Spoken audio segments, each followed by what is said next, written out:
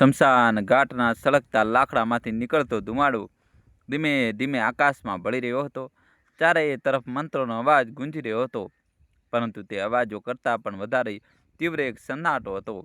એવો સન્નાટો જે કોઈ માણસની અંદર બધું જ તોડી નાખે છે. હું એકલી ઊભી હતી. મારા ધ્રુજતા હાથોમાં મારા પતિની અર્થીનું છેલ્લું લાકડું હતું અને મારી સામે ઊભેલા પંડિતજીએ ધીમેથી પૂછ્યું, માજી, દીકરો હજી સુધી નથી આવ્યો? તે એક સવાલે જાણે મારા છાતીમાં વર્ષોથી જમા થયેલા દર્દને ફરીથી જગાડી દીધું. મેં હોઠ પર એક હળવું સ્મિત લાવ્યું અને કહ્યું, આજકાલ બાળકો પાસે સમય ક્યાં હોય છે બેટા? પરંતુ સાચું તો એ હતું કે મારા પતિની ચિતા પાસે તેમના પોતાના બાળકો માટે સમય નહોતો. ન દીકરો, ન દીકરી, ન વહુ, ન જમાઈ, એ સુધી કે કોઈએ છેલ્લી વાર તેમને ચહેરો જોવાની પણ જરૂર ન સમજી. અને તે જ ક્ષણે મેં મન જ મનમાં એક એવો નિર્ણય લીધો જેને આખા પરિવારની કિસ્મત બદલી નાખી. પરંતુ તે નિર્ણય સુધી પહોંચવાની વાર્તા શરૂ થઈ હતી બહુ પહેલાં. મારું નામ સર્વજીની મિશ્રા છે. મારી ઉંમર 80 વર્ષની છે. ઉત્તર પ્રદેશના ઝાંસી શહેરમાં અમારું એક જૂનું ઘર છે. 55 વર્ષ પહેલાં જ્યારે મારા લગ્ન હરિયાણાના મિશ્રા સાથે થયા હતા, ત્યારે અમારી પાસે માત્ર 2 રૂમ હતા, એક તૂટેલી સાયકલ અને અસંખ્ય સપના. હરિનારાયણજી સરકારી શાળામાં વિજ્ઞાનના શિક્ષક હતા. પગાર વધારે નહોતો, પરંતુ પ્રામાણિકતા એટલી હતી કે આખા મહોલ્લામાં લોકો તેમને મિસાલ માનતા હતા. તેમણે ક્યારે લાંચ નહોતી લીધી, ક્યારે કોઈનો હક નહોતો માર્યો. અને કદાચ આ જ કારણ હતું કે જિંદગીભર અમે સુખ કરતાં વધુ સંઘર્ષ જોયા, પરંતુ ફરિયાદ ક્યારેય ન કરી. અમે બંનેનું એક જ સપનું હતું, પોતાના બાળકોને એ જિંદગી આપવી જેમને ક્યારેય નહોતી મળી. અમારો દીકરો અમિત ભણવામાં બહુ હોશિયાર હતો. દીકરી સ્વાતિ નાનપણથી જ મોટા સપના જોતી હતી. હરિનારાયણજી અવારનવાર કહેતા, સરોજ, બાળકો પર થતો ખર્ચ ન ગણતી, આ જ આપણી અસલી કમાણી છે. અને મેં સાચે જ ક્યારેય હિસાબ ન રાખ્યો. જ્યારે અમિતને એન્જિનિયરિંગ કોલેજમાં એડમિશન મળ્યું, ત્યારે ફી ભરવા માટે મેં મારા લગ્નના સોનાના કંગન વેચી દીધા. જ્યારે સ્વાતિ વિદેશમાં ફેશન ડિઝાઇનિંગ ભણવા માંગતી હતી, ત્યારે હરિનારાયણજીએ પોતાના ભવિષ્ય નિધિ PF સમય પહેલાં કઢાવી લીધી. અમે વિચાર્યું કે આજે થોડો ત્યાગ કરીશું તો કાલે બાળકો આપણને ગર્વ અનુભવ કરાવશે. શરૂઆતમાં બધું બરાબર પણ હતું. દર રવિવારે બંને બાળકોનો ફોન આવતો. તહેવાર પર ઘરમાં રોનક રહેતી. પૌત્ર પૌત્રીઓના અવાજોથી આંગણું ગુંજી ઉઠતું. પરંતુ જેમ જેમ તેમની જિંદગી મોટી થતી ગઈ, એમ તેમની જિંદગીમાં નાના થતા ગયા. પહેલાં ફોન અઠવાડિયામાં એકવાર આવવા લાગ્યા, પછી મહિનામાં, પછી માત્ર ત્યારે જ જ્યારે તેમને કોઈ કામ માટે અમારી જરૂર હોય. માં, 5 લાખની જરૂર છે. બિઝનેસમાં થોડો હાથ તંગ છે. મમ્મી, બાળકોની ઇન્ટરનેશનલ સ્કૂલની ફી બહુ વધી ગઈ છે. પાપા, આ વખતે થોડું એડજસ્ટ કરી લો, આવતા મહિને પાછા આપી દઈશ. દર વખતે અમે કોઈ પણ સવાલ કર્યા વગર મદદ કરી. ક્યારેક બેંકની FD તોડી, ક્યારેક ખેતરનો નાનો ટુકડો વેચી દીધો, ક્યારેક પોતાની જરૂરિયાતો ટાળી દીધી. પરંતુ એક વસ્તુ ધીમે ધીમે બદલાઈ રહી હતી. હવે તેમની પાસે પૈસા માગવાનો સમય હતો, પરંતુ અમારી સાથે બેસીને ચા પીવાનો સમય નહોતો. મિત્રો, જલ્દીથી વિડીયો લાઈક કરીને ચેનલ સબસ્ક્રાઈબ કરી દો. હરિનારાયણજી ઘણીવાર સાંજે વરંડામાં બેસીને રસ્તા તરફ જોતા રહેતા. હું પૂછતી, શું જોઈ રહ્યા છો? તેઓ હસીને કહેતા, કંઈ નહીં, કદાચ આજે બાળકો અચાનક આવી જાય. મને ખબર હતી કે કોઈ નહીં આવે, છતાં હું ચૂપ રહેતી, કારણ કે ક્યારેક ક્યારેક આશા જૂઠ કરતાં પણ વધુ જરૂરી હોય છે. લગભગ 6 મહિના પહેલાં હરિનારાયણજીની તબિયત બગડવા લાગી. પહેલાં હળવી ઉધરસ, પછી શ્વાસ ફૂલવો, પછી હોસ્પિટલના ચક્કર. ડૉક્ટરે કહ્યું કે દિલ બહુ નબળું પડી ગયું છે. તેમને હવે પરિવાર સાથે વધુ સમય વિતાવવો જોઈએ. મેં તે જ સાંજે અમિતને ફોન કર્યો. તેને કહ્યું, માં, અત્યારે સિંગાપુરમાં હું આવતા મહિને ચોક્કસ આવીશ. સ્વાતિએ કહ્યું, મમ્મી, ફેશન વીક ચાલી રહ્યું છે, અત્યારે નીકળવું મુશ્કેલ છે. આવતો મહિનો ક્યારે ના આવ્યો. એક રાત્રે આશરે 2 વાગે હરિનારાયણજીએ મારો હાથ મજબૂતીથી પકડ્યો. તેમના શ્વાસ બહુ ઝડપથી ચાલી રહ્યા હતા. તેમણે ધીમેથી કહ્યું, સરોજ, જો હું ચાલ્યો જાઉં તો બાળકોને દોષ ના આપતી. કદાચ તેમની દુનિયા સાચે જ બહુ વ્યસ્ત હશે. મારી આંખોમાંથી આંસુ વહી નીકળ્યા. મેં લડતા લડતા કહ્યું, ચૂપ રહો, તમને કંઈ નહીં થાય. તેમણે એક હળવું સ્મિત આપ્યું, એ સ્મિત જેનાથી મેં આખી જિંદગી હિંમત મેળવી હતી. પરંતુ આગલી સવારે તે સ્મિત હંમેશા માટે થંભી ગયું. ડૉક્ટરે સફેદ ચાદર તેમના ચહેરા સુધી ખેંચી લીધી અને મારી દુનિયા એક ક્ષણમાં ખાલી થઈ ગઈ. મેં સૌથી પહેલાં અમિતને ફોન લગાવ્યો. તેને કોલ ન ઉપાડ્યો. પછી મેસેજ આવ્યો, મોમ, મીટિંગમાં છું, પછી વાત કરું છું. સ્વાતિએ માત્ર એટલું લખ્યું, ઓહ, આઈ એમ સોરી મમ્મી, આજે ફ્લાઇટ મળવી મુશ્કેલ છે. તમે અંતિમ સંસ્કાર કરી દો, હું થોડા દિવસો પાછી આવી જઈશ. મેં સ્ક્રીનને બહુ મોડે સુધી જોઈ, પછી ફોન બંધ કરી દીધો. તે દિવસે મને પહેલીવાર સમજાયું કે કેટલાક લોકો પોતાના માતા પિતાને ગુમાવતા પહેલાં જ ગુમાવી દે છે, અને કદાચ મારા બાળકોએ એમને બહુ પહેલાં ગુમાવી દીધા હતા.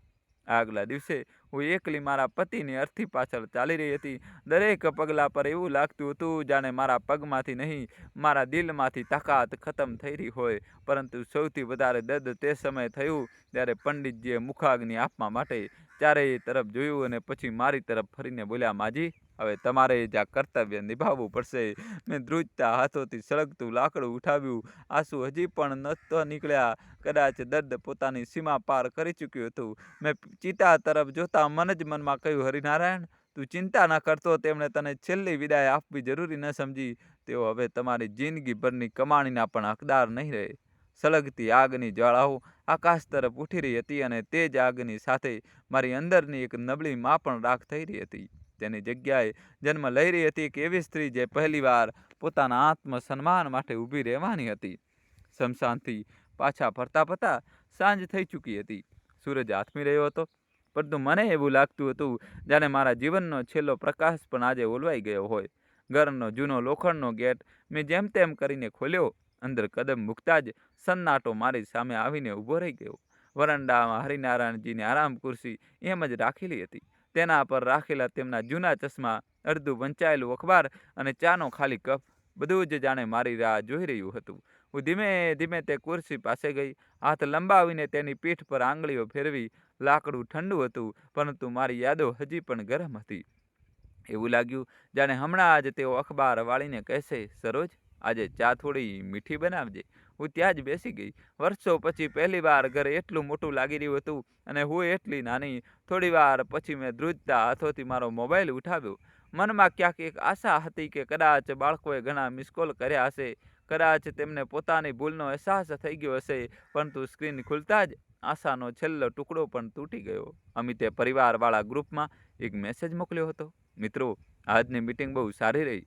અમારી કંપનીને નવો પ્રોજેક્ટ મળી ગયો. Party two night.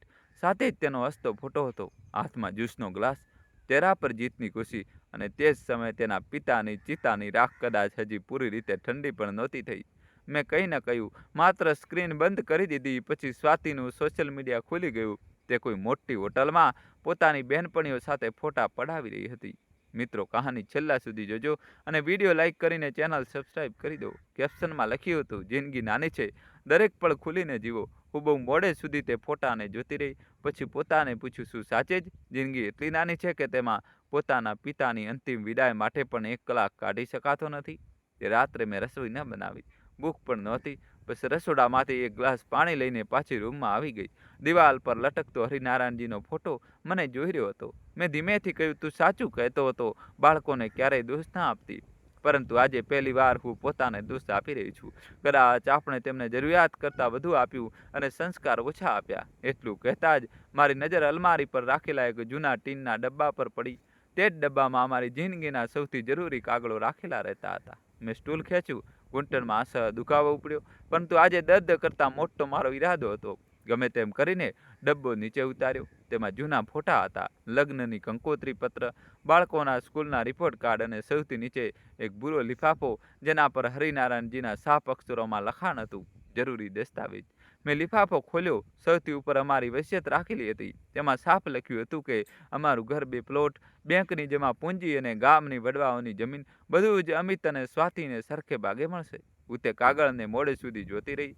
પછી અચાનક એક એક કરીને જૂના દ્રશ્યો આંખોની સામે આવવા લાગ્યા. તે દિવસ યાદ આવ્યો જ્યારે અમિતનો કારોબાર ડૂબી ગયો હતો. બેંકવાળા રોજ ઘરે આવી રહ્યા હતા. તે રડતા રડતા બોલ્યો હતો, માં, જો આ વખતે તમે મદદ નહીં કરો તો હું બરબાદ થઈ જઈશ. મેં હરિનારાયણજીને જણાવ્યા વગર મારા બધા દાગીના વેચી દીધા હતા. પછીથી તેમણે માત્ર એટલું જ કહ્યું હતું, સરોજ, તે માં હોવાની ફરજ નિભાવી છે, પરંતુ તે પૈસાનો 1 રૂપિયો પણ ક્યારેય પાછો ના આવ્યો. પછી મને સ્વાતિના લગ્ન યાદ આવ્યા. તેની જીદ હતી કે શહેરના સૌથી મોટા બેન્કેટ હોલમાં લગ્ન થશે, મોંઘો ડિઝાઇનર લેંગો હશે, મોટી મોટી સજાવટ હશે. હરિનારાયણજીએ કહ્યું હતું, દીકરી, જેટલી આપણી હેસિયત છે એટલું કરીશું. પરંતુ મેં મારી 20 વર્ષ જૂની ફિક્સ ડિપોઝિટ તોડી નાખી, ફક્ત એટલા માટે કે દીકરીની આંખોમાં કોઈ કમી ન રહી જાય. લગ્ન પછી તેને એકવાર પણ ન પૂછ્યું, મમ્મી, તમે તે પૈસા કેવી રીતે ભેગા કર્યા હતા? તેને ક્યારેય જાણવાની જરૂર જ ન પડી, કારણ કે મા બાપની કુરબાનીઓ બાળકોને દેખાતી નથી જ્યાં સુધી તેઓ પોતે મા બાપ નથી બનતા. મેં વસિયત બંધ કરી, પરંતુ આ વખતે મારી આંખોમાં આંસુ નહોતા, તેની જગ્યાએ એક અજીબ શાંતિ હતી. એટલામાં આજે દરવાજાની ઘંટડી વાગી. મેં જઈને દરવાજો ખોલ્યો. સામે અમારા જૂના પાડોશી ગિરધારી કાકા ઊભા હતા. 70-75 વર્ષના હશે. હરિનારાયણજીના બાળપણના મિત્ર. તેમને આવતાની સાથે જ મારા હાથમાં એક સ્ટીલનો ડબ્બો પકડાવ્યો. વહુએ ખીચડી મોકલી છે. સવારથી કંઈ ખાધું નહીં હોય તે હું સ્મિત પણ ના આપી શકી. તેઓ ચૂપચાપ અંદર આવીને બેસી ગયા. થોડી વાર પછી બોલ્યા, બહુ એક વાત પૂછું? મેં માથું હલાવી દીધું. તેમણે ધીમેથી કહ્યું, બાળકો આવ્યા કેમ નહીં? મેં પહેલી વાર કોઈની સામે સાચું બોલી દીધું, કારણ કે તેમની પાસે સમય નહોતો. ગિરધારી કાકા બહુ મોડે સુધી ચૂપ રહ્યા. પછી બોલા, સમય નહોતો કે પ્રાથમિકતા નહોતી? તેમનો આ સવાલ મારા દિલમાં ઉતરી ગયો. મેં કોઈ જવાબ ના આપ્યો. મિત્રો, કહાની છેલ્લા સુધી જોજો અને વિડીયો લાઇક કરી ચેનલ સબસ્ક્રાઈબ કરી દો. તેમણે ઊભા થતાં માત્ર એટલું જ કહ્યું, હરિનારાયણને આખી જિંદગી ઇજ્જત કમાઈ હતી. હવે તેમની મહેનત તે માણસ સુધી પહોંચવી જોઈએ જેની તેને કિંમત ખબર હોય. તેઓ ચાલ્યા ગયા, પરંતુ તેમની વાત મારા મનમાં ગૂંજતી રહી. રાત્રે આશરે 10 વાગે ફોન વાગ્યો. સ્ક્રીન પર નામ ચમક્યું, આરવ. આરવ મારો દોહિત્ર નહીં, મારો પૌત્ર પણ નહીં, તે મારા નાના ભાઈનો દીકરો હતો. બાળપણથી દરેક વેકેશનમાં અમારા ઘરે આવતો હતો. હરિનારાયણજી તેને પોતાના દીકરા જેવો માનતા હતા. છેલ્લા કેટલાય વર્ષોથી તે બેંગલુરુમાં એક સિવિલ એન્જિનિયર હતો. તેને ગભરાયેલા અવાજમાં પૂછ્યું, મોટીમાં, મને અત્યારે જ ખબર પડી. તમે મને જણાવ્યું કેમ નહીં? મારા ગળામાં શબ્દો અટકી ગયા. મેં ધીમેથી કહ્યું, બેટા, મને લાગ્યું તું પણ વ્યસ્ત હોઈશ. તે તરત બોલ્યો, જો મને સવારે ખબર હોત તો હું પહેલી ફ્લાઇટ પકડીને આવી જાત.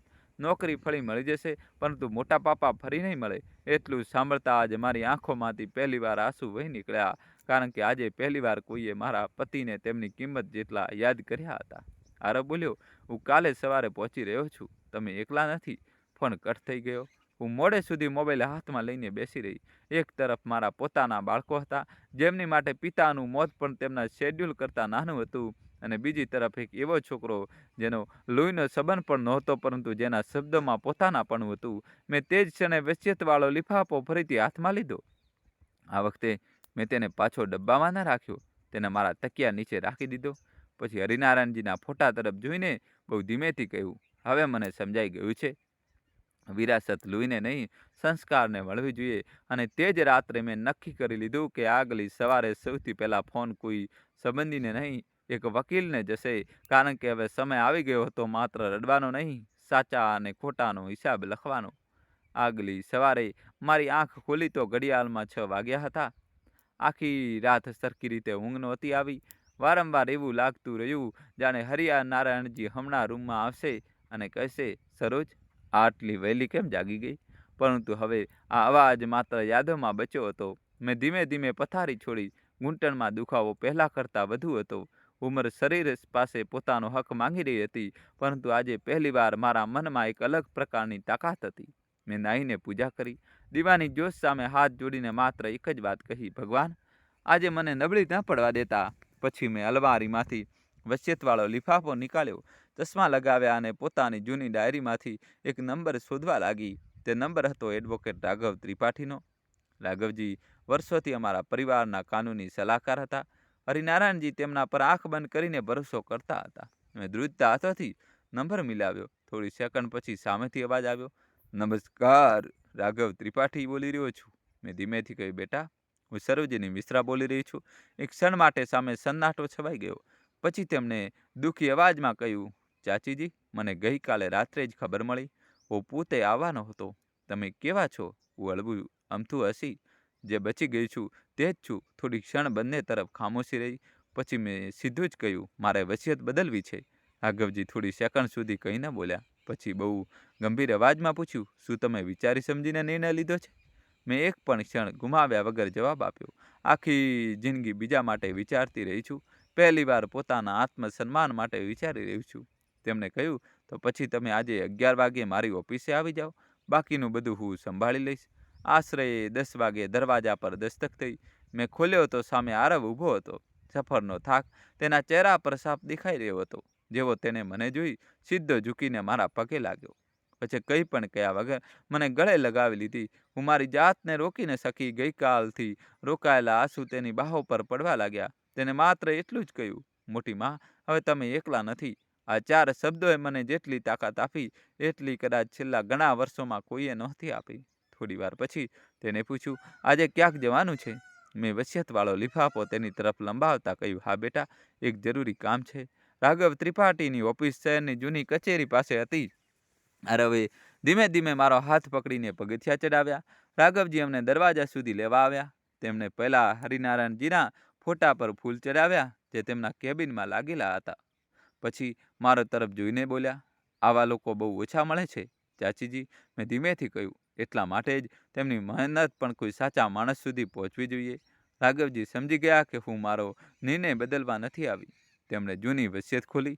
પછી બોલ્યા, જણાવો, હવે તમારી ઈચ્છા શું છે? મેં ઊંડો શ્વાસ લીધો. પછી પહેલી વાર સાફ શબ્દમાં કહ્યું, મારા દીકરા અમિત અને દીકરી સ્વાતિનું નામ આ વસિયતમાંથી પૂરી રીતે હટાવી દો. રૂમમાં અચાનક સન્નાટો છવાઈ ગયો. રાઘવજીએ ચશ્મા ઉતારી દીધા. કદાચ તેમને આશા નહોતી કે હું એટલો મોટો નિર્ણય આટલી શાંતિથી સંભળાવીશ. તેમણે ફરી પૂછ્યું, કારણ લખવું જરૂરી બનશે? મેં ધીમેથી કહ્યું, કારણ માત્ર એટલું લખો, જેમણે સંબંધો નિભાવવાનું કર્તવ્ય છોડી દીધું તેઓ અધિકાર પણ ગુમાવી બેઠા. રાઘવજી થોડી ક્ષણ સુધી મને જોતા રહ્યા. પછી બોલ્યા, અને સંપત્તિ કોના નામે થશે? મેં તરત જવાબ ના આપ્યો. થોડી ક્ષણ હરિનારાયણજીની યાદોમાં ખોવાયેલી રહી. પછી બોલી, અત્યારે કોઈના નામે ન કરો. પહેલાં એક પારિવારિક સેવા ટ્રસ્ટ બનાવો. જ્યાં સુધી હું જીવતી છું બધી સંપત્તિ તેના જ આધીન રહેશે. મારા પછી તેનું સંચાલન તે વ્યક્તિને મળશે જે આ ઘર અને મારી જવાબદારી નિભાવશે. રાઘવજી હસ્યા. આ નિર્ણય ગુસ્સાનો નથી, સમજદારીનો છે. મેં કહ્યું, ગુસ્સો તો ગઈકાલે ચિતાની આગ સાથે જ ખતમ થઈ ગયો. હવે માત્ર ન્યાય બચ્યો છે. તેમણે બધા કાગળો તૈયાર કરવાનો શરૂ કરી દીધા. હું એક પાના પર સહી કરતી ગઈ. દરેક સહીની સાથે એવું લાગી રહ્યું હતું જાણે વર્ષોનો બોજ ઉતરી રહ્યો હોય. પરંતુ તે જ સમયે શહેરના બીજા છેડે અમિતના ફોન પર એક કોલ આવ્યો. કોલ કરનાર મહેશ હતો, જે રજિસ્ટ્રી ઓફિસમાં ક્લાર્ક હતો અને અમિતનો જૂનો પરિચિત હતો. તેણે ધીમા અવાજમાં કહ્યું, ભાઈ સાહેબ, તમારી માં આજે વકીલને ત્યાં આવ્યા છે. લાગે છે વસિયતમાં કંઈક મોટો બદલાવ થઈ રહ્યો છે. મિત્રો, કહાની છેલ્લા સુધી જોજો અને વિડીયો લાઇક કરીને ચેનલ સબસ્ક્રાઈબ કરી દો. હવે નવો ટ્વિસ્ટ આવશે. અમિત ખુરશી પરથી લગભગ ઉછળી પડ્યો. શું? મેં મારી આંખોથી જોયું છે. ફોન કટ થતાં જ તેને તરત જ સ્વાતિને કોલ લગાવ્યો. થોડી જ મિનિટોમાં બંને વિડીયો કોલ પર હતા. સ્વાતિ ગભરાયેલી બોલી, મને પહેલાંથી જ લાગતું હતું કે માં ભાવુક થઈને કોઈ મોટું પગલું ઉઠાવી લેશે. અમિતે દાંત ભીંસતા કહ્યું, ભાવુક નહીં, કોઈએ તેમને ભડકાવ્યા છે. કોણ? એ જ આરવ. એ જ ચોક્કસ તેમના કાન ભરી રહ્યો હશે. સ્વાતિએ તરત કહ્યું, આપને આજે જ જવું પડશે. જો કાગળો પૂરા થઈ ગયા તો બહુ મોડું થઈ જશે. અમિતે પહેલીવાર એવું વાક્ય કહ્યું જેને સાબિત કરી દીધું કે તેને સૌથી વધારે ચિંતા કઈ વાતની હતી. જો ઘર અને જમીન હાથમાંથી નીકળી ગયા તો બહુ મોટું નુકસાન થઈ જશે. તેને આ ન કહ્યું, માં એકલી છે. તેને આ પણ ન પૂછ્યું, માએ ખાવાનું ખાધું હશે કે નહીં. તેને માત્ર નુકસાન દેખાઈ રહ્યું હતું, સંબંધ નહીં. બીજી તરફ રાઘવજીએ છેલ્લી ફાઇલ બંધ કરી. પછી બોલ્યા, ચાચીજી, હવે આ નિર્ણય કાનૂની રીતે સુરક્ષિત છે. કોઈ દબાણ લાવીને આને બદલી શકતું નથી. મેં રાહતનો શ્વાસ લીધો. એટલામાં આરવ બહારથી ચા લઈને આવ્યો. તેને મારી સામે કપ મૂક્યો અને હસીને કહ્યું, મોટીમાં, પહેલાં ચા પી લો. દવા પણ સમયસર લેવાની છે. હું તેને જોતી જ રહી ગઈ. મને યાદ નહોતું છેલ્લી વાર મારા પોતાના બાળકોએ મને આ પૂછ્યું હતું કે નહીં કે મેં દવા લીધી કે નહીં. મેં મનોમન હરિનારાયણજીને કહ્યું, જોઈ રહ્યા છો ને, સંબંધો માત્ર જન્મથી નથી બનતા, વ્યવહાર પણ તેમને જન્મ આપે છે. પરંતુ મને બિલકુલ અંદાજો નહોતો કે બીજા જ દિવસે અમિત અને સ્વાતિ આ ઘરમાં વાવાઝોડું બનીને આવવાના હતા અને આ વખતે તેઓ માને મળવા નહીં પણ પોતાનો હિસ્સો બચાવવા આવવાના હતા. બીજા દિવસે બપોરના આસપાસ ઘરની બહાર એક કાળી એસયુવી આવીને રોકાઈ. બ્રેકનો જોરદાર અવાજ આખા મહોલ્લામાં ગુંજી ઉઠ્યો. હું તે સમયે વરંડામાં બેસીને હરિનારાયણજીની જૂની ડાયરી વાંચી રહી હતી. ગાડી રોકાતા જ દરવાજો જોરથી ખુલ્યો. સૌથી પહેલાં અમિત અંદર આવ્યો. તેની પાછળ તેની પત્ની નિધિ હતી. થોડી જ મિનિટો પછી બીજી કાર પણ આવીને રોકાઈ. તેમાંથી સ્વાતિ અને તેનો પતિ સુમિત ઉતર્યો. ત્યારે એના ચહેરા પર દુઃખ નહીં, બેચેની હતી. એવી બેચેની જેવી કોઈને પોતાનું નુકસાન દેખાવા પર થાય છે. મેં શાંત અવાજે કહ્યું, આવી ગયા તમે લોકો? કોઈએ મારા પગ ન અડક્યા. કોઈએ ના પૂછ્યું કે હું કેવી છું. કોઈએ એ પણ ના કહ્યું કે પપ્પાની ખોટ વર્તાઈ રહી છે. અમિતે આવતાની સાથે જ ઊંચા અવાજે કહ્યું, માં, આ બધું શું સાંભળી રહ્યા છીએ આપણે? મેં તેની આંખોમાં જોયું, એ જ આંખો જેને જોઈને ક્યારેક મને મારું બાળપણ દેખાતું હતું. આજે તેમાં માત્ર લોભ દેખાઈ રહ્યો હતો. મેં ધીમેથી પૂછ્યું, કઈ વાતની? તે લગભગ ચિલ્લાઈ ઉઠ્યો. તમે વસિયત બદલી નાખી? મેં ગભરાયા વગર જવાબ આપ્યો, હા, બસ એક શબ્દ. પરંતુ તે એક શબ્દે આખા રૂમની હવા બદલી નાખી. દોસ્તો, હજી કહાની બાકી છે. છેલ્લા સુધી જોજો. વિડીયો લાઈક કરીને હજી સુધી. સ્વાતિ આગળ વધી. તેના અવાજમાં બનાવટી નરમાશ હતી. મમ્મી, તમે આટલી મોટી વાત અમને પૂછ્યા વગર કેવી રીતે કરી શકો? હું હસી. બહુ હળવું હાસ્ય. ત્યારે તમારા પપ્પાની ચિતા બળી હતી ત્યારે તમે મને પૂછ્યું હતું કે અંતિમ સંસ્કાર કરી દઉં કે નહીં? રૂમમાં સન્નાટો છવાઈ ગયો. સ્વાતિએ નજર ફેરવી લીધી. પછી બોલી, મમ્મી, તમે જાણો છો તે દિવસે મારી બહુ જરૂરી કમિટમેન્ટ હતી. મેં શાંત અવાજે પૂછ્યું. તમારા પિતાની આખરી વિદાય કરતાં પણ જરૂરી. તેની પાસે જવાબ નહોતો. હવે અમિત બોલ્યો, માં, ભૂલ થઈ ગઈ, પણ એક ભૂલની આટલી મોટી સજા. મેં પહેલી વાર અવાજ થોડો મજબૂત કર્યો. ભૂલ? મેં ખુરશી પરથી ઊભા થતાં કહ્યું, જો માત્ર અંતિમ સંસ્કારની વાત હોત તો કદાચ હું તમને માફ પણ કરી દેત, પરંતુ આ છેલ્લી ઘટના હતી. પહેલી નહીં. ચારેય ચૂપ હતા. મેં ધીમે ધીમે બોલવાનું શરૂ કર્યું. દરેક શબ્દ જાણે વર્ષોથી મારી અંદર જમા થયેલો હતો. યાદ છે અમિત, જ્યારે તારો બિઝનેસ ડૂબ્યો હતો તે ચોંકી ગયો. મેં આગળ કહ્યું, ત્યારે મેં મારા દાગીના વેચી દીધા હતા. તે કહ્યું હતું, માં, બસ આ એક વર્ષમાં બધું પાછું આપી દઈશ. આજ સુધી પાછું નથી આપ્યું. અમિતે નજર ઝુકાવી લીધી. મેં સ્વાતિ તરફ જોયું. અને તને યાદ છે, તારા લગ્ન તે કંઈક બોલવા જ જતી હતી કે મેં હાથ ઊંચો કરીને રોકી દીધી. તારો એક એક શોખ પૂરો કરવા માટે મેં મારી જમાપૂંજી ખતમ કરી દીધી હતી. તે ક્યારે પાછા ફરીને ન પૂછ્યું કે તારી માએ પોતાના ગડપણ માટે શું બચાવ્યું? નિધિ વચ્ચે જ બોલી, મમ્મીજી, દરેક માતા પિતા પોતાના બાળકો માટે જ કરે છે. મેં તેની તરફ જોઈને કહ્યું, સાચું કહ્યું બહુ, પરંતુ દરેક બાળક પોતાના માતા પિતાના અંતિમ સંસ્કારમાં પણ તો જાય છે ને? તેની પાસે પણ કોઈ જવાબ નહોતો. અચાનક અમિતે અવાજ ઊંચો કર્યો, માં, તમે અમને ગુનેગાર સાબિત કરી રહ્યા છો. મેં ખૂબ જ શાંત અવાજે કહ્યું, હું કંઈ સાબિત નથી કરી રહી. તમે લોકો જાતે જ સાબિત કરી ચૂક્યા છો. સ્વાતિની આંખોમાં આંસુ આવી ગયા, પરંતુ હું સમજી રહી હતી આ પસ્તાવાના નહોતા, ડરના હતા. તેને રડતા રડતા કહ્યું, જો તમે અમને માફ નહીં કરો તો લોકો શું કહેશે? મેં તરત જ જવાબ આપ્યો, મને લોકોની ચિંતા તે દિવસે થઈ હતી ત્યારે શમશાનમાં બધા પૂછી રહ્યા હતા, દીકરો દીકરી ક્યાં છે? તે દિવસે મારી પાસે કોઈ જવાબ નહોતો. આજે મારી પાસે જવાબ છે. થોડી વાર પછી સુમિત પહેલીવાર બોલ્યો.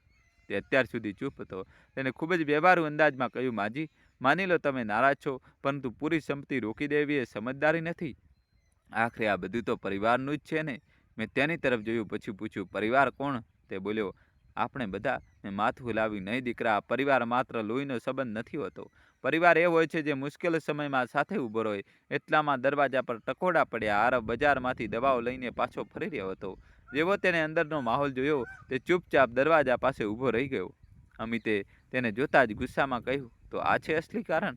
આરવ હેરાન થઈ ગયો. શું મતલબ? અમિત તેની તરફ વધ્યો. તે માના કાન બંબેરી છે. તું ઈચ્છે છે કે અમારી બધી સંપત્તિ તને મળી જાય? આરવે બિલકુલ શાંત અવાજે કહ્યું, ભાઈ, મને આજ સુધી એ પણ નહોતી ખબર કે મોટી માએ શું નિર્ણય લીધો છે. હું તો માત્ર એટલા માટે આવ્યો છું કારણ કે તેઓ એકલા હતા. અમિત હસી પડ્યો. બહુ ભોળો બનીને રહ્યો છે? આ વખતે મેં પહેલીવાર ઊંચા અવાજે કહ્યું, બસ. આખો રૂમ શાંત થઈ ગયો. મેં અમિત તરફ જોઈને કહ્યું, જે છોકરાએ એક રૂપિયો નથી માંગ્યો તેના પર આક્ષેપ લગાવતા પહેલા અરીસામાં પોતાની જાતને જુઓ. આરવ પાછળ હટી ગયો. તે ચર્ચા કરવા નહોતો માંગતો. મેં કબાટમાંથી એક જૂની ડાયરી કાઢી. તેમાં વર્ષોનો હિસાબ લખેલો હતો. દરેક તારીખ, દરેક મદદ, દરેક રકમ. મેં તે ડાયરી અમિતની સામે મૂકી દીધી. જુઓ. તે પાના પલટવા લાગ્યો. એક પાના પર લખ્યું હતું, અમિતના બિઝનેસ માટે 14 લાખ, બીજા પર સ્વાતિના લગ્ન 6,75,000, ત્રીજા પર અમિતના ફ્લેટનું ડાઉન પેમેન્ટ 9 લાખ, ચોથા પર સ્વાતિના દીકરાનો અભ્યાસ 80,000. મેં કહ્યું, આ માત્ર પૈસા નથી, આ અમારી અધૂરી ઈચ્છાઓનો હિસાબ છે. ચારેયના ચહેરા ઉતરી ગયા. પછી મેં ધીમે ધીમે કહ્યું, આજે હું તમને એક સવાલ પૂછું છું. બધા મારી તરફ જોવા લાગ્યા. જો તમારા પિતાની જગ્યાએ એક બેંક લોકર હોત અને તેમાં કરોડોના દાગીના રાખેલા હોત, તો શું તમે અંતિમ સંસ્કાર છોડીને પણ મીટિંગ અને પાર્ટીમાં જાત? રૂમમાં એટલી ઊંડી શાંતિ છવાઈ ગઈ કે ઘડિયાળનો ટીક ટીક અવાજ પણ સાફ સંભળાવા લાગ્યો. કોઈની પાસે જવાબ નહોતો, કારણ કે બધા જાણતા હતા જવાબ નહોતો. મેં આંખો બંધ કરી એક ઊંડો શ્વાસ લીધો. પછી કહ્યું, આ જ ફરક છે. તમને તમારા પિતાની નહીં, તેમની છોડેલી સંપત્તિની ચિંતા હતી. અમિત હવે પૂરી રીતે તૂટી ચૂક્યો હતો, પરંતુ આ તૂટવું પસ્તાવાનું નહીં, હારનું હતું. તેને દાંત ભીસીને કહ્યું, ઠીક છે માં, જો તમે આ જ નિર્ણય કરી લીધો છે તો અમે પણ કાનૂની રસ્તો અપનાવીશું. મેં ડર્યા વગર કહ્યું, ચોક્કસ અપનાવો. અદાલતમાં કાગળો જોવામાં આવશે, બહાના નહીં. તે ગુસ્સામાં બહાર નીકળી ગયો. સ્વાતિ પણ તેની પાછળ ચાલી ગઈ, પરંતુ જતાં જતાં તેને ફરીને કહ્યું, મમ્મી, આજે તમે અમને ખોઈ દીધા. મેં ખૂબ જ શાંતિથી જવાબ આપ્યો, ના દીકરી, મેં તમને આજે નથી ખોયા. જે દિવસે તમે તમારા પિતાનો હાથ છેલ્લી વાર પકડવાની જરૂર ના સમજી, તે જ દિવસે તમે મારાથી દૂર થઈ ગયા હતા. આજે મેં માત્ર તે સત્યનો સ્વીકાર કર્યો છે. ચારેય ચાલ્યા ગયા. દરવાજો બંધ થઈ ગયો. આખું ઘર ફરી શાંત થઈ ગયું. મેં ખુરશી પર બેસતા લાંબો શ્વાસ લીધો. આરવ ચૂપચાપ મારી પાસે આવ્યો.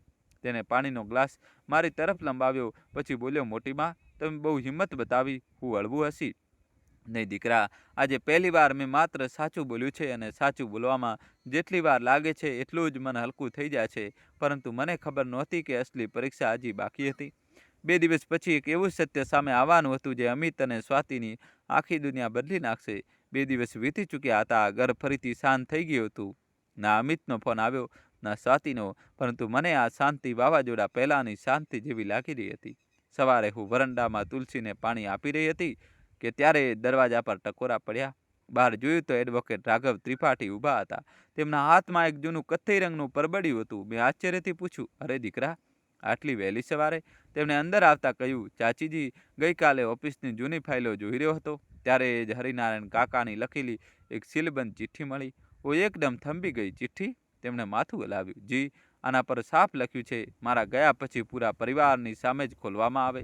મારા હાથ આપોઆપ કાંપવા લાગ્યા. મેં પરબડિયાને બંને હથેળીઓથી પકડી લીધું. તે હરિનારાયણજીના એ જ સીધા સાદા અક્ષરો હતા, જેને હું આંખો બંધ કરીને પણ ઓળખી શકતી હતી. રાઘવજી બોલ્યા, મને લાગે છે કે આને બધાની સામે વાંચવું જોઈએ. મેં ધીમેથી કહ્યું, ઠીક છે, બધાને બોલાવી લઈએ છીએ. તે જ સાંજે અમિત, સ્વાતિ, તેમના જીવનસાથી આરવ અને ગિરધારી કાકા બધા બેઠક રૂમમાં હાજર હતા.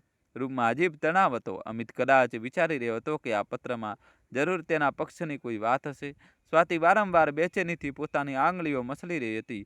રાઘવજીએ બધાની તરફ જોયું, પછી પરબડિયું ખોલ્યું. અંદર 4 પાનાનો એક પત્ર હતો. તેમણે વાંચવાનું શરૂ કર્યું. જો તમે બધા આ પત્ર વાંચી રહ્યા છો તો તેનો મતલબ આ દુનિયામાં નથી. રૂમમાં સન્નાટો છવાઈ ગયો. રાઘવજી આગળ વાંચવા લાગ્યા. સૌથી પહેલા, સરોજજી, જો તું આ વાંચી રહી છે તો મને માફ કરી દેજે. હું તને જિંદગીભર મજબૂત કહેતો રહ્યો, પરંતુ સાચું એ છે કે સૌથી વધુ સારો મને તારા તરફથી જ મળ્યો છે. મારી આંખો ભરાઈ આવી. રાઘવજીએ બીજું પાનું ખોલ્યું. અમિતે માથું ઊંચું કર્યું. દીકરા, મને હંમેશા તારા પર ગર્વ રહ્યો, પરંતુ છેલ્લા કેટલાક વર્ષોમાં મેં એક વાત અનુભવી. તે સફળતા તો બહુ કમાઈ, પણ સમય આપવાનું ભૂલી ગયો. યાદ રાખજે, જે દિવસે માતા પિતા તારા કેલેન્ડરમાં જગ્યા માંગવા લાગે, તે દિવસે સમજી લેજે કે તું બહુ ગરીબ થઈ ચૂક્યો છે. અમિતનો ચહેરો ઉતરવા લાગ્યો. પછી રાઘવજીએ વાંચ્યું, સ્વાતિ રડવા લાગી. દીકરી, તારું હાસ્ય મારા માટે દુનિયાની સૌથી મોટી ખુશી હતી, પરંતુ મને દુઃખ એ વાતનું છે કે ધીમે ધીમે તારી દુનિયામાં દેખાવો વધતો ગયો અને સંબંધો નાના થતા ગયા. જો ક્યારેક એવો દિવસ આવે કે તારે તારા પરિવાર અને કોઈ પાર્ટીમાંથી એકને પસંદ કરવું પડે, તો હંમેશા પરિવાર પસંદ કરજે, કારણ કે પાર્ટી આવતા વર્ષે ફરી થશે, માતા પિતા નહીં. સ્વાતિના ડુસકા હવે આખા રૂમમાં સંભળાઈ રહ્યા હતા. પછી રાઘવજી છેલ્લા પાના પર પહોંચ્યા. તેમનો અવાજ પણ ભરાઈ આવ્યો. તેમણે વાંચ્યું, મારી સૌથી મોટી સંપત્તિ આ ઘર નથી, આ જમીનના, બેંકના પૈસા. મારી સૌથી મોટી કમાણી મારા સંબંધો છે. જો મારા ગયા પછી મારા બાળકો પોતાની માનું સન્માન ન કરી શક્યા, તો તેમને મારી કમાણી પર કોઈ અધિકાર હોવો જોઈએ નહીં. રૂમમાં જાણે સમય થંભી ગયો. અમિતે અવિશ્વાસથી રાઘવજી તરફ જોયું. તેમણે આગળ વાંચ્યું, અને જો ક્યારેય એવું થાય કે કોઈ બીજો માણસ મારી પત્નીનો સાથ નિભાવે, તેનું દુઃખ વેચે, તેની દવા સમયસર આપે, તેની ઇજ્જત કરે, તો સમજી લેજો કે એ જ મારી અસલી વિરાસતનો હકદાર છે. વિરાસત લોહીથી નહીં, વ્યવહારથી નક્કી થાય છે. રાઘવજીએ પત્ર બંધ કરી દીધો. આખો રૂમ બિલકુલ શાંત હતો. થોડી વાર સુધી કોઈ કંઈ ન બોલ્યું. પછી અચાનક અમિત પોતાની ખુરશી પરથી ઊભો થયો. ધીમે ધીમે મારી પાસે આવ્યો અને વર્ષો પછી મારા પગ પાસે બેસી ગયો. તેની આંખોમાંથી સતત આંસુ વહી રહ્યા હતા. તે તૂટેલા અવાજે બોલ્યો, માં, હું હારી ગયો. પૈસાની દોડમાં હું એટલો આંધળો થઈ ગયો કે પપ્પાને ખોતા પહેલાં જ તેમનાથી દૂર થઈ ગયો. હું ચૂપ રહી. તે રડતા રડતા બોલ્યો, તે દિવસે સાચે જ મીટિંગ છોડી શકતો હતો, પરંતુ મેં વિચાર્યું હતું કે પછીથી સંભાળી લઈશ. મને શું ખબર હતી કે પછીથી કંઈ બચશે જ નહીં. તેનો અવાજ કાંપી રહ્યો હતો. પહેલી વાર તેમાં બનાવટ નહોતી. સ્વાતિ પણ મારી સામે આવીને બેસી ગઈ. તેણે મારો હાથ પકડી લીધો. મમ્મી, મને માફ કરી દો. મને લાગ્યું હતું કે જિંદગીમાં બધું જ પછીથી પણ કરી શકાય છે. મેં ક્યારેય વિચાર્યું જ નહીં કે પપ્પાની રાહ કોઈ નથી જોડાવી શકતું. મેં તેની આંખોમાં જોયું. આ વખતે ત્યાં ડર નહોતો, માત્ર પસ્તાવો હતો. એટલામાં આરવ ઊભો થઈને બહાર જવા લાગ્યો. મેં પૂછ્યું, જ્યાં જઈ રહ્યા છો દીકરા, તે હસ્યો. મોટી માં, હવે આ પરિવારની વાત છે. હું નથી ઈચ્છતો કે મારી વજહથી કોઈ અસહજ અનુભવે. અમિત તરત જ તેની પાસે ગયો. તેને પહેલીવાર આરવની સામે હાથ જોડી દીધા. મને માફ કરી દે. મેં વગર કારણે તને ખોટો સમજ્યો. આરવે તેનો હાથ પકડી લીધો. ભાઈ, પરિવારમાં માફી માંગવામાં નથી આવતી, નિભાવવામાં આવે છે. તે સાંજે પહેલીવાર હરિનારાયણજીના ગયા પછી આખો પરિવાર એક સાથે બેઠો, પરંતુ કોઈએ સંપત્તિની વાત ન કરી. કોઈ વસિયતની વાત નહોતું કરી રહ્યું. બધા માત્ર એક માણસને યાદ કરી રહ્યા હતા જે હવે આ દુનિયામાં નહોતો. રાત્રે જ્યારે બધા જવા લાગ્યા, અમિત દરવાજા પર રોકાઈ ગયો. તેને કહ્યું, માં, જો તમે રજા આપો તો હું આવતા રવિવારે ફરી આવીશ. કોઈ હિસ્સા માટે નહીં, તમારી સાથે ચા પીવા માટે. મેં કંઈ ન કહ્યું, બસ હળવું માથું હલાવી દીધું. પરંતુ મારા મનમાં હજી પણ એક સવાલ હતો. શું આ બદલાવ સાચે જ દિલથી આવ્યો છે કે માત્ર પત્ર વાંચ્યા પછીની ભાવુક ક્ષણ છે? આ સવાલનો જવાબ હજી બાકી હતો, અને એ જ જવાબ નક્કી કરવાનો હતો કે મારી વિરાસત આખરે કોના નામે લખવામાં આવશે. તે રાત્રે આખા ઘરમાં અજીબ શાંતિ હતી, પરંતુ આ એ શાંતિ નહોતી જે હરિનારાયણજીના ગયા પછી આખા ઘર પર છવાઈ ગઈ હતી. આજની શાંતિમાં આશા હતી અને એક સવાલ પણ: શું માણસ સાચે જ બદલાઈ શકે છે? મેં આખી રાત આજ વિચારતા વિચારતા વિતાવી. સવારે જ્યારે મારી આંખ ખુલી તો સૌથી પહેલાં હરિનારાયણજીની તસવીર સામે જઈને દીવો પ્રગટાવ્યો. મેં ધીમેથી કહ્યું, જો આ બદલાવ સાચો છે તો મને સાચો નિર્ણય લેવાની શક્તિ આપજો. આવનાર થોડા અઠવાડિયામાં ઘણું બધું બદલાવા લાગ્યું. દર રવિવારે સવારે અમિત કયા વગર ઘરે આવી જતો, પરંતુ આ વખતે તેના હાથમાં કોઈ ફાઇલ નહોતી હોતી, ના કોઈ બેંકના કાગળ, ના કોઈ જરૂરિયાત. તે સીધો રસોડામાં જતો અને કહેતો, માં, આજે ચા હું બનાવીશ. પહેલાં મને અજીબ લાગતું હતું. જે દીકરાએ ક્યારેય પોતાના માટે પાણી પણ નહોતું લીધું, તે આજે મારા માટે ગેસ પર ચા મૂકી રહ્યો હતો. એક દિવસ મેં હસીને પૂછ્યું, આટલો બદલાવ કેવી રીતે આવી ગયો? તેને ચાનો કપ મારી તરફ લંબાવતા કહ્યું, જ્યારે પપ્પાનો પત્ર વાંચ્યો ત્યારે પહેલીવાર સમજાયું કે હું કરોડો કમાઈને પણ કેટલો ગરીબ થઈ ગયો હતો. બીજી તરફ સ્વાતિ પણ બદલાઈ રહી હતી. હવે તે દર બીજા દિવસે વિડીયો કોલ કરતી, પણ પહેલાંની જેમ ઉતાવળમાં નહીં. ક્યારેક અડધો કલાક તો ક્યારેક 1 કલાક, બસ વાતો કરતી રહેતી. એક દિવસ તેને અચાનક કહ્યું, મમ્મી, મેં આ વર્ષે બધા મોટા સોશિયલ કાર્યક્રમો રદ કરી દીધા છે. હવે મહિનામાં ઓછામાં ઓછું 1 અઠવાડિયું તમારી સાથે વિતાવીશ. મેં ફક્ત એટલું જ કહ્યું, બેટા, સમય આપવો એ સૌથી મોટી ભેટ છે. તેને રડતા રડતા માથું હલાવી દીધું. પરંતુ જેને સૌથી વધુ મારું દિલ જીત્યું તે આરવ જ હતો. તેના વ્યવહારમાં કંઈ જ નહોતું બદલાયું. પહેલાં પણ તે કોઈ આશા વગર આવતો હતો, આજે પણ એવો જ હતો. એક દિવસ મેં તેને પૂછ્યું, જો બધી સંપત્તિ તારા નામે થઈ જાય તો તું શું કરીશ? તે હસી પડ્યો. મોટી માં, તમે હજી સુધી મને સમજ્યા નથી. હું મુસ્કુરાઈ. તેને કહ્યું, જે ઘરમાં મોટા પપ્પાની યાદો હોય તેને વેચવાનો સવાલ જ ઊભો થતો નથી. હું તો બસ ઈચ્છું છું કે આ ઘર હંમેશા લોકોના કામ આવે. હું ચૂપચાપ તેને જોતી રહી. આશરે 3 મહિના વીતી ગયા. મેં જાણી જોઈને કોઈને પણ સાથે વિલની વાત ન કરી. હું ફક્ત બધાને જોઈ રહી હતી. કોણ ક્યારે આવે છે, શેના માટે આવે છે, કેવી રીતે વાત કરે છે. હવે મને શબ્દો કરતાં વધુ વ્યવહાર પર ભરોસો હતો. અને આ 3 મહિનામાં કોઈએ પણ મને એકવાર પણ ન પૂછ્યું, માં, વસિયત ક્યારે બદલશો? આ જ વાત મારા દિલને સૌથી વધુ સુકૂન, શાંતિ આપી રહી હતી. મિત્રો, કહાની છેલ્લા સુધી જોજો અને વિડીયો લાઈક કરી તમારા ભાઈ માટે ચેનલ તો સબસ્ક્રાઈબ કરી દો યાર. એક રવિવારે મેં બધાને ઘરે બોલાવ્યા. અમિત, સ્વાતિ, તેમનો પરિવાર, આરવ, રાઘવ ત્રિપાઠી અને ગિરધારી કાકા બધા બેઠક રૂમમાં બેઠા હતા. મેં મારી સામે એક જૂનું કથ્થઈ રંગનું પરબેડિયું રાખ્યું. બધાની નજર તેના પર જ ટકી ગઈ. મેં હસીને કહ્યું, ડરશો નહીં, આજે હું કોઈની પરીક્ષા નથી લઈ રહી. આજે હું મારો નિર્ણય સંભળાવવા આવી છું. રૂમમાં સન્નાટો છવાઈ ગયો. મેં ધીમે ધીમે બોલવાનું શરૂ કર્યું. જે દિવસે તમારા પિતાજીની ચિતા સળગી હતી ને, તે દિવસે મેં નક્કી કરી લીધું હતું કે તમે બંનેને મારી વિરાસતમાંથી બહાર કરી દઈશ. કારણ કે તે દિવસે મારું દિલ તૂટી ગયું હતું. અમિત અને સ્વાતિએ માથું ઝુકાવી લીધું. મેં આગળ કહ્યું, પરંતુ છેલ્લા 3 મહિનામાં મેં એક બીજી વાત શીખી. માણસ જો પોતાની ભૂલ દિલથી સ્વીકારી લે તો તેને બીજી તક મળવી જોઈએ. બંને હેરાન થઈને મારી તરફ જોયું. મેં પરબડિયું ખોલ્યું. રાઘવજીએ નવો દસ્તાવેજ બહાર કાઢ્યો. મેં કહ્યું, મેં મારી જૂની વસિયત પાછી નથી લીધી, કારણ કે જે થયું તે ખોટું હતું. તેને ભૂલવું ન જોઈએ. બધા ચૂપ હતા. મેં આગળ કહ્યું, પરંતુ નવી વસિયતમાં એક બદલાવ જરૂર કર્યો છે. રાઘવજીએ દસ્તાવેજ વાંચવાનું શરૂ કર્યું. સર્વજની મિશ્રાની અંતિમ ઈચ્છા: મારા આ ઘર ક્યારેય વેચવામાં આવશે નહીં. આ ઘરના આગળના ભાગમાં એક નિઃશુલ્ક પુસ્તકાલય અને વરિષ્ઠ નાગરિક મિલન કેન્દ્ર બનાવવામાં આવશે, જેનું નામ હશે હરિનારાયણ સ્મૃતિ સદન. મારી આંખો ભરાઈ આવી. રાઘવજી આગળ વાંચવા લાગ્યા. મારી જમાપૂંજીનો એક મોટો હિસ્સો આ કેન્દ્રના સંચાલન અને જરૂરિયાતમંદ વડીલનો સહાય માટે રહેશે. પછી આગળની પંક્તિ આવી. બાકીની સંપત્તિનો સરખો હિસ્સો મારા બંને બાળકો અમિત અને સ્વાતિને મળશે, પરંતુ માત્ર એ શરત પર કે તેઓ દર મહિને ઓછામાં ઓછું એક દિવસ આ કેન્દ્રમાં પોતે સેવા આપશે અને પોતાની માતાના જીવનકાળ દરમિયાન તેમનું સન્માન અને દેખભાળ કરશે. અમિતની આંખોમાંથી આંસુ વહી નીકળ્યા. સ્વાતિ બંને હાથોથી મોં ઢાંકીને રડવા લાગી. રાઘવજીએ છેલ્લી પંક્તિ વાંચી, જો આ શરતનું પાલન કરવામાં નહીં આવે તો તે હિસ્સો આપોઆપ હરિનારાયણ સ્મૃતિ ટ્રસ્ટમાં ચાલ્યો જશે. આ ટ્રસ્ટના આજીવન સંરક્ષક આરવ રહેશે, કારણ કે તેણે કોઈ પણ સ્વાર્થ વગર સંબંધો નિભાવ્યા છે. રૂમમાં કોઈનો અવાજ નહોતો નીકળી રહ્યો. અમિત મારી પાસે આવ્યો, ઘૂંટણીએ બેસી ગયો. માં, તમે અમને સજા ના આપી, મેં તેની વાત પૂરી કરી. ના બેટા, મેં તમને જવાબદારી આપી છે. સજા માણસને બદલતી નથી, જવાબદારી બદલી નાખે છે. સ્વાતિએ મારો હાથ પકડી લીધો. મમ્મી, આ વખતે અમે તમને ક્યારેય એકલા નહીં છોડીએ. મેં તેના માથા પર હાથ મૂક્યો. વાયદા ન કરો, બસ નિભાવતા રહેજો.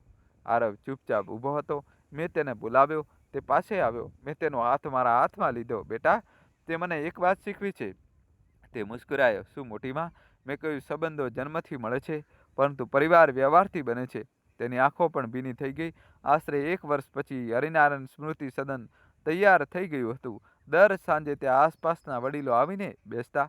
કોઈ છાપું વાંચતું, કોઈ શતરંજ રમતું, કોઈ પોતાની જૂની વાર્તાઓ સંભળાવતું. અમિત દર મહિને બાળકોને લઈને આવતો. સ્વાતિ ત્યાં મહિલાઓ માટે નિઃશુલ્ક સિલાઈ અને ડિઝાઇનિંગ ક્લાસ ચલાવવા લાગી અને આરવ આખા કેન્દ્રની દેખભાળ કરતો. એક દિવસ એક વૃદ્ધ મહિલાએ મને પૂછ્યું, બહેન, આ બધું બનાવવાનો વિચાર કોનો હતો? મેં સામે લાગેલી હરિનારાયણજીની મુસ્કુરાતી તસવીર તરફ જોયું. પછી હસીને કહ્યું, એ માણસનો જેને મને શીખવ્યું કે વિરાસત ફક્ત જમીન જાયદાદ નથી હોતી. સૌથી મોટી વિરાસત સારા સંસ્કાર હોય છે. અને તે સાંજે ઘરે પાછા ફરતી વખતે મેં આકાશ તરફ જોયું. મનમાં એવું સુકૂન, શાંતિ હતું જે કદાચ વર્ષોથી ક્યાંય ખોવાઈ ગયું હતું. ધીમેથી આંખો બંધ કરીને મેં કહ્યું, જોઈ રહ્યા છો હરિનારાયણ, હવે આપનું ઘર ફક્ત ઈંટોનું મકાન નથી રહ્યું. હવે આ કોઈકની આશા બની ગયું છે. હવાનો એક હળવો ઝોકો આવ્યો. દીવાની જ્યોત એક ક્ષણ માટે ડગી, પછી પહેલા કરતાં વધુ સ્થિર થઈ ગઈ અને મને લાગ્યું જાણે ક્યાંક ને ક્યાંક હરિનારાયણજી મુસ્કુરાઈ રહ્યા હોય. દોસ્તો, કહાની કેવી લાગી કોમેન્ટમાં જણાવજો. અને કોમેન્ટમાં દોસ્તો તમારે જય શ્રી કૃષ્ણ લખવું જ પડશે. વિડીયો લાઇક કરીને જલ્દીથી ચેનલ સબસ્ક્રાઈબ કરી દો. ખૂબ ખૂબ ધન્યવાદ. દિલથી આભાર.